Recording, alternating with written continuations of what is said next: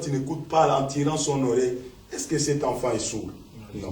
Seulement, cet enfant entend, mais n'obéit pas. Donc, l'Église aujourd'hui entend la parole de Dieu, mais a du mal à exécuter. Voilà pourquoi on voulait réapprendre à l'Église à écouter Dieu. C'est très important, l'homme de Dieu a aussi cette problématique que vous avez épinglée. On est tous créés à l'image et la ressemblance de Dieu. On est supposé, ou bien par principe, on devrait donc être connecté à ce Dieu-là, capable de causer et aux uns et aux autres. Seulement, vous avez épinglé l'aspect qu'il y a de ces hommes de Dieu qui accaparent toutes les connaissances pour eux, et afin que les fidèles soient toujours inférieurs à eux, et eux, c'est eux qui sont beaucoup plus rapprochés de Dieu, et c'est à eux de transmettre tout ça aux fidèles. Qu'est-ce que vous voulez dire là? Est-ce que nous avions bien compris votre pensée? Est-ce que vous pouvez la redéfinir? Non, j'étais en train de parler d'un principe, le principe des Nicolaïtes, où il y a l'inégalité dans l'Église. Vous trouverez dans une Église un homme de Dieu, plein de talents, plein de connaissances, mais qui bâtit une Église ignorante, où les gens sont arriérés dans les mentalités, dans les compréhensions des choses. Pourquoi? Parce que lui veut garder sa position de superstar. Il ne veut pas... Ça, c'est même l'effet de la globalisation. Ça, c'est l'effet de la globalisation où nous nous retrouvons avec des riches qui veulent aller plus haut, et les pauvres qui veulent créer, combler les fossés, mais ça ne va pas, les riches, et ça crée des bagarres. Voilà la réalité des bagarres dans le riche, lui, il tient à ce que le pauvre reste toujours pauvre, afin que lui aussi reste toujours riche. Et c'est le problème que nous avons aujourd'hui dans l'Église, où nous nous rendons compte que les hommes de Dieu ne font pas vraiment l'effort de donner la connaissance. Voilà pourquoi aujourd'hui, par exemple, Dieu a libéré des moyens de communication comme l'Internet. Donc aujourd'hui, les chrétiens ne doivent plus se contenter à rester dans un bâtiment pour écouter quelqu'un qui est en train de vous abrutir au lieu de vous aider à avancer, mais peuvent aller sur Internet, apprendre, interagir, comprendre des choses, parce que la Bible dit, Dieu est en train de répandre aujourd'hui sur la terre sa connaissance comme l'eau remplit les fonds des mers. Donc aujourd'hui, si quelqu'un veut rester ignorant, c'est pas ce qu'il veut. Aujourd'hui, Papa Alexis, tu peux avoir les mêmes connaissances que quelqu'un qui a fait 7 ans en médecine, mais sans avoir le diplôme, parce que sur Internet, toutes les choses, aujourd'hui tu es sur Internet, tu tapes anesthésie, on te donne c'est quoi l'anesthésie, la technologie, tout. Donc aujourd'hui on a la possibilité d'avoir la Bible online, de lire. On a une quinzaine de versions en français, trentaine de versions en anglais, on a 5 commentaires. Donc aujourd'hui, si quelqu'un veut apprendre et il met du temps et du moyen, il peut apprendre et se développer. Donc on refuse l'esprit des Nicolaïtes où il y a des gens qui sont hauts, il y a des autres qui restent tellement plus bas qu'en cherchant maintenant. Regardez. Et puis il y a autre chose. C'est le problème d'héritage, comme je dis hier.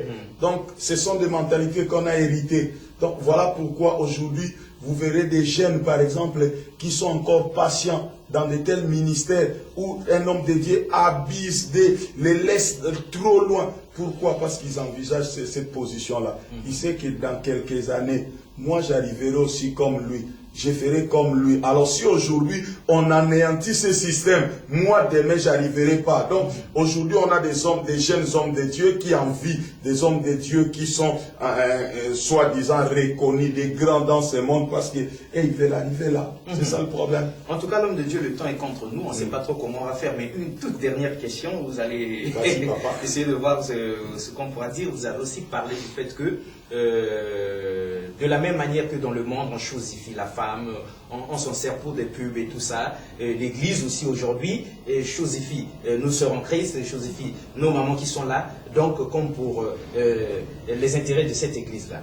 Qu'est-ce que vous aviez envie de nous dire En fait, nous voulions dire que nous devons comprendre une chose très importante, mes bien-aimés.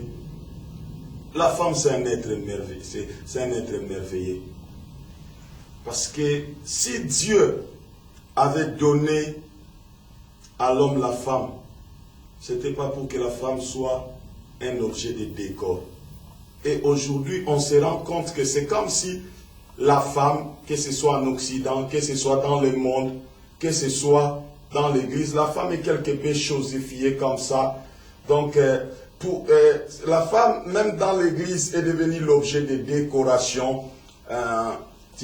Moi, j'ai vu dans des églises où il y a un prédicateur qui prêche pendant 1 heure du temps, mais il y a une femme à côté avec son mouchoir. Donc, à chaque fois que cet homme veut s'essuyer, la femme donne le mouchoir. On appelle ça le protocole. Donc, ça, ce sont... Donc, au même moment, il y a un homme de Dieu qui parle, mais au même moment, on met une jeune fille belle devant. Donc, du coup, on est donc, ce qu'on poursuit, c'est pas vraiment le protocole, mais c'est faire bien. Alors, ça, ce sont des choses. À ces places-là, pourquoi on ne mettrait pas des hommes très musclés? Des hommes capables, des hommes forts, très résistants, qui peuvent rester là. Lui aussi, il est debout. Lui aussi, il est debout. Et c'est la même chose. Donc, le problème, c'est comme quand dans une pile de biscuits ici en Occident, on vous met une femme déshabillée, on ne sait pas qu'est-ce que ça vient à faire là. Le rapport entre la femme nue et le biscuit. Donc, c'est le même problème qu'on a dans l'église. Donc, moi, je pense que selon Dieu, aujourd'hui, nous sommes en train de comprendre que nous devons ramener nos sœurs à leur place. Parce que la Bible dit en Jésus, il n'y a ni homme ni femme. Donc nous devons traiter les femmes avec beaucoup de considération dans l'église. On doit les respecter, on doit tenir compte d'eux. Donc lorsqu'on interagit avec eux, ça doit être avec respect, avec beaucoup de douceur, comprendre que Dieu nous a donné nos sœurs comme des aides et elles peuvent apporter beaucoup pour le développement de l'église, de nos nations et de beaucoup de choses. Ok, donc on fait un signe aux techniciens pour qu'ils nous disent un peu s'il nous reste combien de minutes là. Bon, mesdames et messieurs, nous avons 5 minutes qu'on va donc exploiter correctement l'homme de Dieu. Une dernière question, certainement une toute dernière. Et nous pensons que, puisque c'est des questions des gens qui vous ont suivi, on aura toujours l'occasion un jour de revenir comme pour les poser. C'est très très important pour arriver donc à cette réforme de l'Église. Voilà la toute dernière question. Vous disiez que la problématique de l'Église aussi aujourd'hui, c'est celle de la contemplation.